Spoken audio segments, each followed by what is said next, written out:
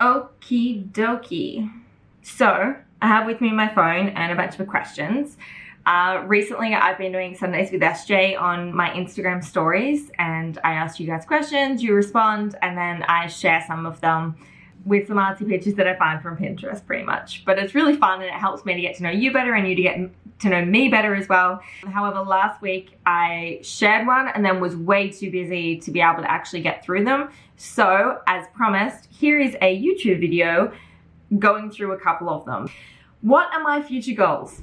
I have short-term and long-term ones. Some of the short-term ones are business related and exciting, very exciting, but I can't share them with you just yet.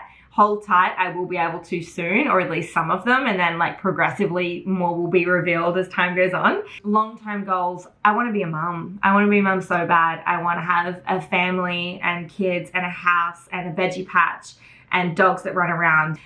Run a business whilst doing that, and I just want to be surrounded by the people that I love. I just want to laugh for the rest of my life with my chosen human/humans. Yeah, and share as much joy as I can with as many people as I can. Yeah, that's my short and long-term goals. How old am I? I'm 26 currently. My birthday's in November. Why did you decide to get your tattoos removed? I just uploaded a video of this. It's called Tattoo Update, Meanings and Removal. And I will be documenting and filming ongoing the removal process because it isn't quick. As you can see, they're all still there. It will take a while, and I will film as I go along and then kind of condense it into one shorter, quicker video later for you. How to let go of the person that you loved. I don't think you need to let go of them as such. I think you need to let go of the illusion and of expectation that you had of that person in your head. I often hear people like after relationships that they say, I thought I loved him, but I didn't. And I'm gonna call you on it. That's BS. Like if you once felt that you loved someone enough to say it to them, to share it or to show it, you loved them. And just because in retrospect it didn't work out doesn't belittle the emotions or how real they were. And I think that's really important and powerful to feel and to understand within ourselves as well. So yeah, if you love someone, tell them. And then don't regret telling them later on because you did love them. Doesn't mean that you're presently in love with them. Yeah, I think that's a beautiful thing and that you should tell more people that you love them more often. Why do I love mornings?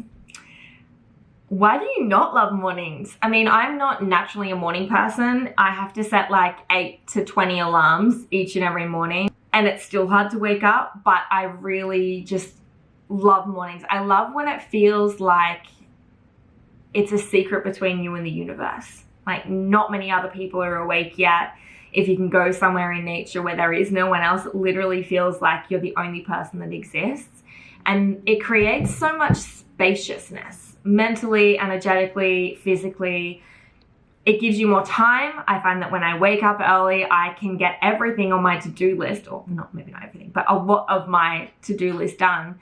My get-to-do list, I like to call it a get-to-do list because I don't have to do it, I get to do it, and it makes me happy and feel successful and fulfilled and accomplished by like 9 a.m. Whereas normally if you like sleep in until then, it just creates like a lag effect over the rest of the day, I find. I've never seen a sunrise that I regretted.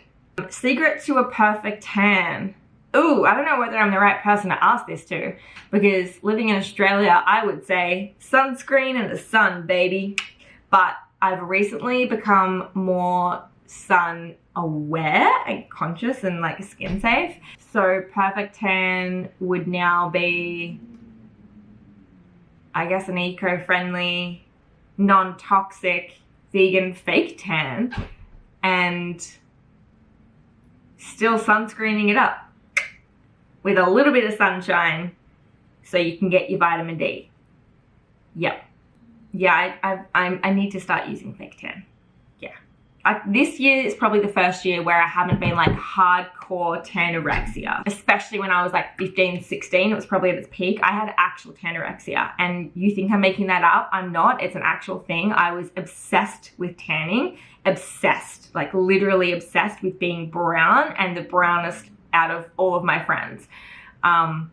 And tan lines, I was obsessed with like not having them, so I would have to always sunbake like either topless or pull it down as little as I could, and would only wear a certain bottoms, and I would like face a certain way because I was terrified that the sun was going to give me a bad tan, like an extra millimeter up if it had like a shadow from my swimmers, which sounds really dumb, but that's exactly what it was. So yeah, be sunsafe kids, moral of the story.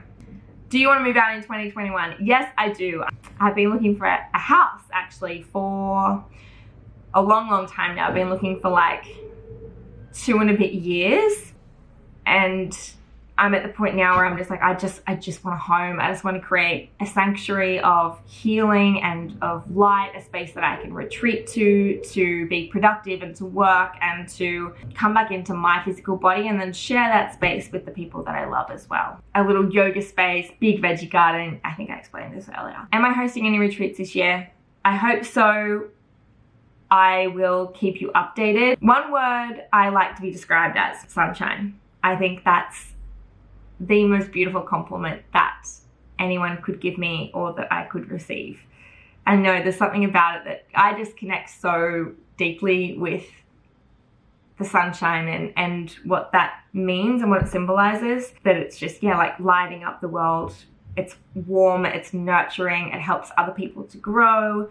And because it's not a physical compliment, I don't do well with compliments that are about like physical stuff. Like if someone's like, wow, you're really pretty or something, which doesn't happen often, but you know, like if someone was to say you're really pretty, I'd be like, thank you, but like I'd have a really hard time taking it. But if someone says you're like human sunshine, I'm like, thank you, like from my entire cellular being and like my whole soul and the deepest part of my heart. Thank you so much for seeing me, for witnessing me, for accepting it, and for just being a good human back. Like we are just mirroring each other. So that means that if someone sees that in me, that they too are sunshine, which, yeah, that's really nice too, because we're all just little sunshine light beings. What's your Myers-Briggs personality type? I always cook this, but I'm pretty sure I'm an INFP.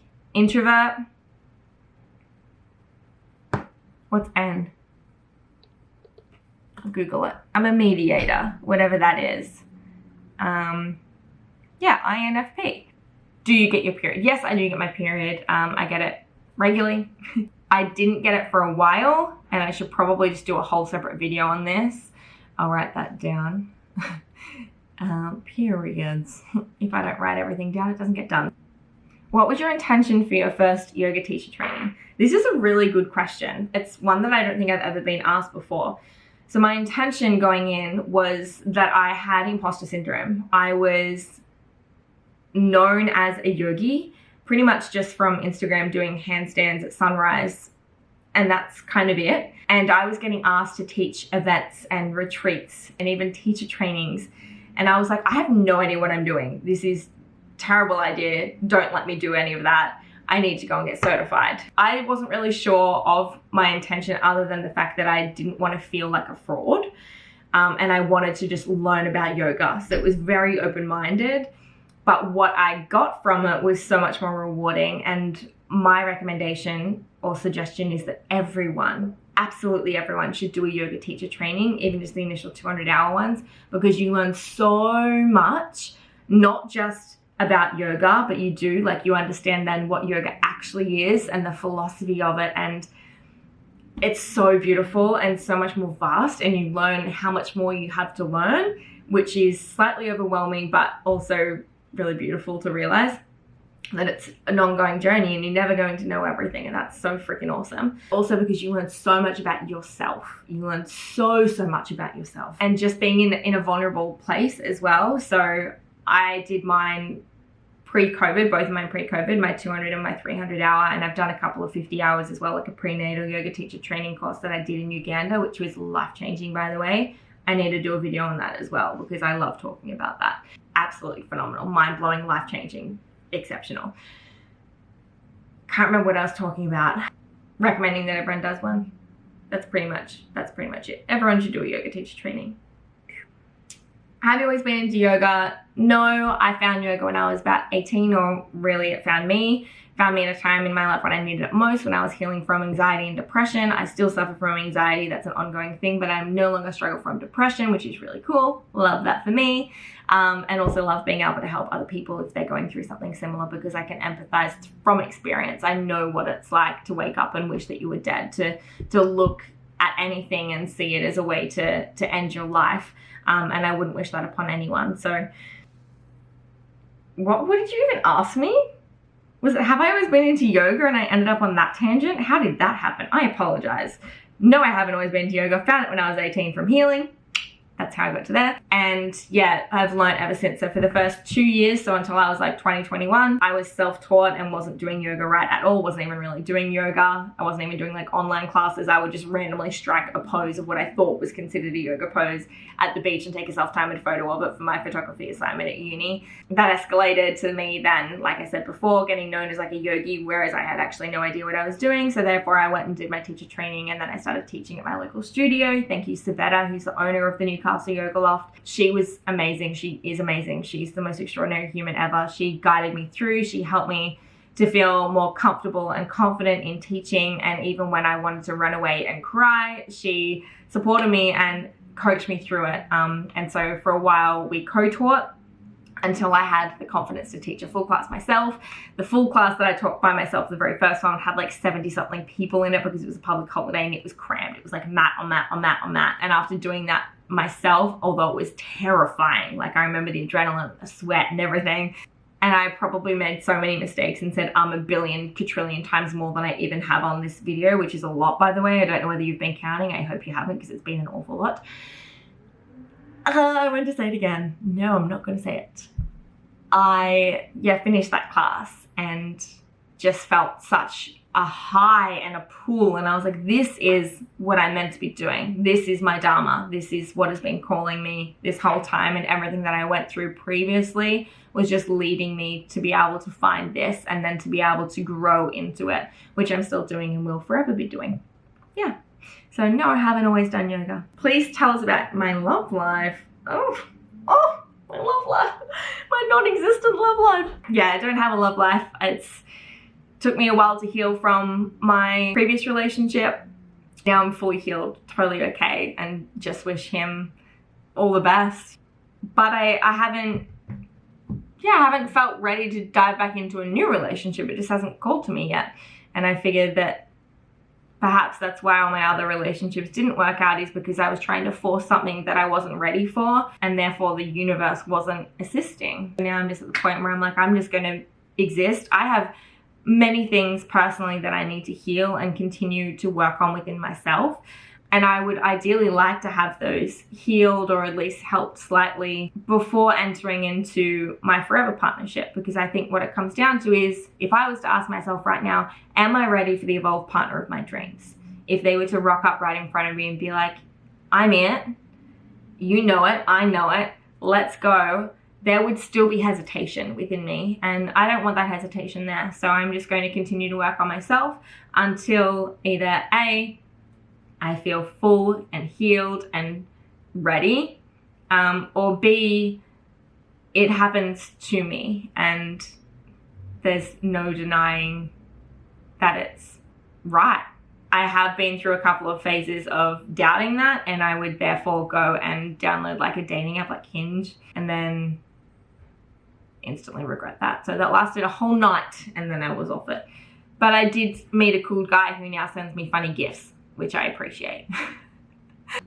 Is it GIF or GIF? I don't even know. So no love life, unfortunately. Just enjoying loving myself and learning to continually love myself more. It's a process. We all know this. What was your job before I became a yogi, before yoga / influencing?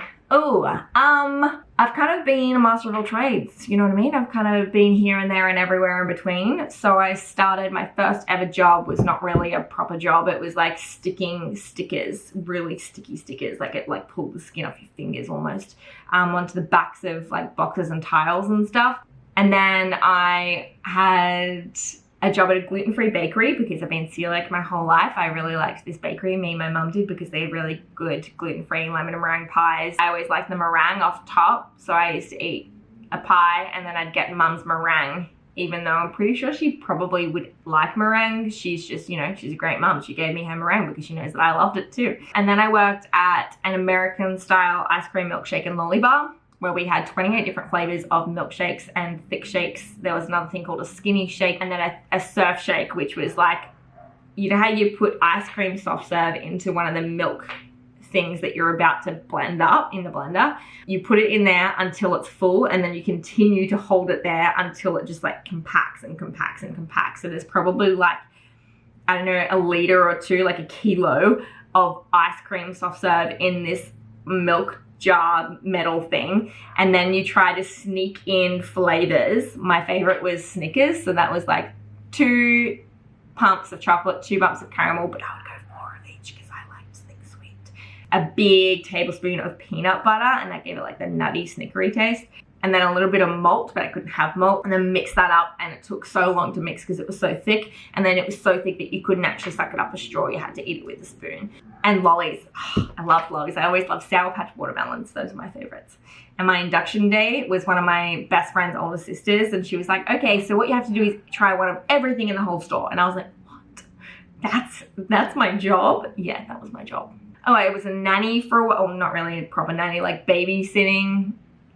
That turned out to be really, really, really long, fun hours. So I call it nannying. It wasn't technically nannying. And I would also like tutor the boys, and we'd like make dinner and everything and pick them up, take them from school, that kind of thing. Yeah, they were legends. Love them, miss them.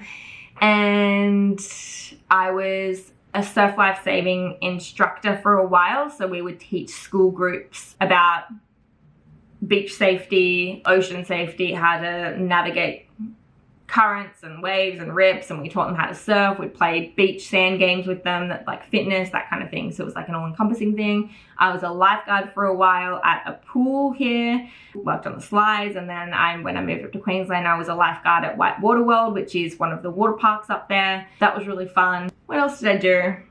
I worked at a big restaurant and cafe in Broadbeach on the Gold Coast called Koi. That's it. I'm gonna run out of battery. This was super long, I apologize, but at the same time, I don't. You're welcome. I will continue with more of these maybe next time. There should be a next time. This was kind of fun. Yeah, I'm an open book. Any other questions you got? Put them in the comments below. Go for it. Yeah, comment on a picture. I don't know, just say hi. Just be a good human and say hi. Say hi to the ones you love. Tell the ones you love that you love them. Love loudly. All that jazz. Enjoy your day. Mwah.